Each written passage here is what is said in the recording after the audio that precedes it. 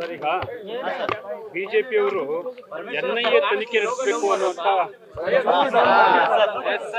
ನನ್ ಮುಖನೇ ಕಾಣ್ದಂಗ್ ಮಾಡಕ್ ಕೊಟ್ರೆ ಬಿಜೆಪಿಯವರು NIA ತನಿಖೆ ನಡಿಬೇಕು ಅನ್ನುವಂತ ಆಗ್ರಹವನ್ನ ಮಾಡ್ತಿದ್ದಾರೆ. ಈಗಾಗಲೇ ಅನೇಕ ಸಂದರ್ಭದಲ್ಲಿ ನಾನು ಹೇಳಿದ್ದೇನೆ, NIA ಕೊಡತಕ್ಕಂಥ ಅಗತ್ಯ ಇಲ್ಲ. SITಯನ್ನು ಮಾಡಿದ್ದೇವೆ, SIT ಕೆಲಸ ಮಾಡ್ತಾ ಇದೆ. ಹಾಗಾಗಿ SIT ಕೆಲಸ ಮಾಡುವಾಗ ಇನ್ನೊಂದು ಏಜೆನ್ಸಿ ಕೊಡೋ ಅಗತ್ಯ ಇಲ್ಲ. ಇದನ್ನು ನಾನು ಹೇಳಿದ್ದೇನೆ, ಮಾನ್ಯ ಮುಖ್ಯಮಂತ್ರಿಗಳು ಹೇಳಿದ್ದಾರೆ. ಅದರಿಂದ ಅವರ ಬೇಡಿಕೆ, ಅವರು ದಿನನಿತ್ಯ ಇದನ್ನು ಬೇರೆ ರೀತಿಯಲ್ಲಿ ತೆಗೆದುಕೊಂಡು ಹೋಗ್ತಾ ಇದ್ದಾರೆ. ಅದಕ್ಕಾಗಿ ಅವರು ಡಿಮ್ಯಾಂಡ್ ಮಾಡ್ತಾರೆ. ನಾವು NIA ಕೊಡೋ ಅಗತ್ಯ ಇಲ್ಲ. ಈ ಪ್ರಕರಣದಲ್ಲಿ ಇಡಿ ಎಂಟ್ರಿ ಆಗಿದೆ ಸರ್. ಫೆಮಾ ಮತ್ತೆ ಫೆರಾ ಅಡಿಯಲ್ಲಿ ಒಂದಷ್ಟು NGOಗಳ ಫಂಡ್ ಇದರಲ್ಲಿ ಇನ್ವಾಲ್ವ್ ಆಗಿದೆ. ಈ ಷಡ್ಯಂತ್ರ ಮಾಡ್ಲಿಕ್ಕೆ ಫಂಡ್ ಬಳಸಿದ್ದಾರೆ ಅನ್ನೋ ಕಾರಣಕ್ಕಾಗಿ ಅದೊಂದು ತನಿಖೆ ಶುರುವಾಗಿದೆ. ಅವರು ತನಿಖೆ ಮಾಡ್ಕೊಳ್ಳೋದು ಮಾಡ್ಕೊಳ್ಳಿ. ಅವ್ರ ತನಿಖೆ ಮಾಡೋದಕ್ಕೆ ನಾವು ಬೇಡ ಅಂತ ಹೇಳೋಕ್ಕಾಗುತ್ತಾ? ಅವ್ರದ್ದೇ ಬೇರೆ ಆ್ಯಂಗಲಲ್ಲಿ ಮಾಡ್ಕೊಳ್ತಾಳೆ. ಹಣಕಾಸಿನ ವಿಚಾರ ಇರ್ಬೋದು, ಬೇರೆ ಇರ್ಬೋದು, ಅದನ್ನು ಮಾಡ್ಕೊಳ್ತಾರೆ ಅವರು. ಸರ್, DCM ಅವರು ನಾನು ಹೇಳಿದ್ದಾರೆ, ಈ ಧರ್ಮಸ್ಥಳ ಪ್ರಕರಣದಿಂದ ಬಿಜೆಪಿ ಅವರದೇ ಷಡ್ಯಂತ್ರ ಇದೆ ಅಂತ ಹೇಳಿದ್ರು. ಅವ್ರಿಗೆ ಬೇರೆ ಏನು ಮಾಹಿತಿ ಇರ್ಬೋದು.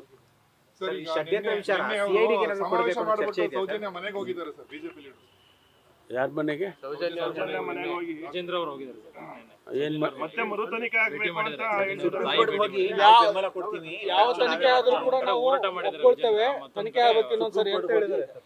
ನಾನು ಇಷ್ಟಕ್ಕೆ ಮಾತಾಡ್ತಾ ಇರೋದು, ಧರ್ಮಸ್ಥಳದ ವಿಚಾರದಲ್ಲಿ ನಾವು NIA ಕೊಟ್ಟಿದ್ದೀವಿ, ಸಾರಿ SITಗೆ. NIA ಕೇಳ್ತಾ ಇದ್ದಾರೆ, NIA ಕೊಡೋದಿಲ್ಲ. ಆಯಿತಾ?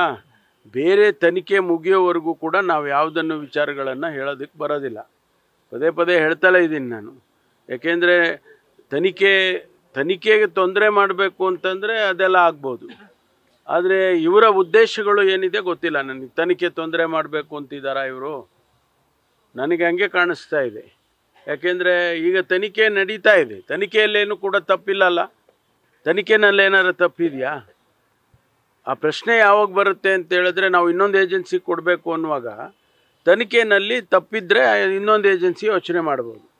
ಆ ತಪ್ಪು ಯಾವುದು NIAದಿಂದ ಆಗಿಲ್ಲಲ್ಲ, SITಯಿಂದ.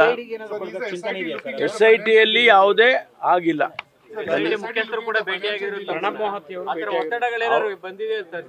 ಇಲ್ಲ ಆ ರೀತಿ ಏನಿಲ್ಲ. ನಾವು ಬೇರೆ ಬೇರೆ ವಿಚಾರಗಳಿರೋದಿಲ್ವಾ ಚರ್ಚೆ ಮಾಡೋದಕ್ಕೆ? ಬರೀ SIT ವಿಚಾರಗಳನ್ನೇ ಚರ್ಚೆ ಮಾಡೋದಕ್ಕೆ ಮಹಂತಿಯವರು ಬರೋದಿಲ್ಲ.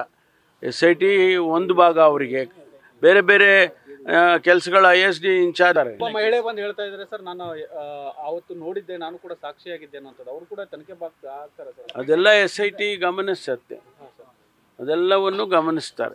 ಧರ್ಮಸ್ಥಳ ಪ್ರಕರಣ RSS ಮತ್ತೆ BJP ಗಲಾಟೆ ಅಂತಾನೂ ಕೂಡ ಕೆಲವರು ಮಾತನಾಡ್ತಿದ್ದಾರೆ. ನಿಮ್ಮ ನಾಯಕರುಗಳು ಕೂಡ ಈ ಬಗ್ಗೆ ಯಾರು ಮಾತಾಡಿದ್ದಕ್ಕೆಲ್ಲವೂ ಕೂಡ ನನ್ನಿಂದ ಉತ್ತರ ಸಿಕ್ಕಲ್ಲ. ಅದಕ್ಕೆ ನಾನು ಪ್ರತಿಕ್ರಿಯೆಯನ್ನು ಮಾಡೋಕ್ಕೆ ಹೋಗೋದಿಲ್ಲ. ನಮ್ಮ ಕೆಲಸ ಏನಪ್ಪ ಅಂತ ಹೇಳಿದರೆ, SIT ಮಾಡಿದ್ದೀವಿ, SIT ತನಿಖೆ ಆಗಬೇಕು, ವರದಿ ಬರಬೇಕು. ಅದು ಬಿಟ್ಟು ಬೇರೆ ಏನಕ್ಕೂ ಕೂಡ ಅವರು ಏನೋ ಹೇಳಿದ್ರು, ಇವರೇನೋ ಹೇಳಿದ್ರು, ನಾನು ಒಬ್ಬ ಗೃಹ ಸಚಿವನಾಗಿ ನಾನು ಅದೆಲ್ಲದಕ್ಕೂ ಕೂಡ ರಿಯಾಕ್ಟ್ ಮಾಡಕ್ಕೆ ಹೋಗೋದಿಲ್ಲ. ಬಿಜೆಪಿಯವರ ಹೋರಾಟಕ್ಕೆ ವಿದೇಶದಿಂದ ಹಣ ಬರ್ತಿದೆ ಅಂತ ಹೇಳಿ ಅದ್ರ ಬಗ್ಗೆ ತನಿಖೆ ಆಗುತ್ತಾ ಅಂತ ಈಗ ಅವರು ಇಡಿನವ್ರು ಬಂದಿದ್ದಾರೆ ಅಂತ ನೀವೇ ಹೇಳಿದ್ರಲ್ಲ.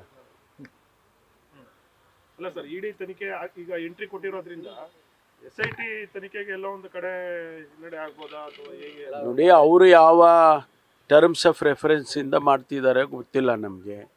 ಅವರು ಇಡಿ ಯೂಶ್ವಲಿ ಬರೋದು ಹಣಕಾಸಿನ ವಿಚಾರದಲ್ಲಿ ಬಂದಂಥ ಸಂದರ್ಭದಲ್ಲಿ. ಅವರು ಯಾವ ಆ್ಯಂಗಲಲ್ಲಿ ಮಾಡ್ತಾರೋ ಅವ್ರು ಮಾಡ್ಕೊಳ್ಳಿ, ನಮಗೆ ಅದಕ್ಕೇನು ಸಂಬಂಧ ಇದೆ?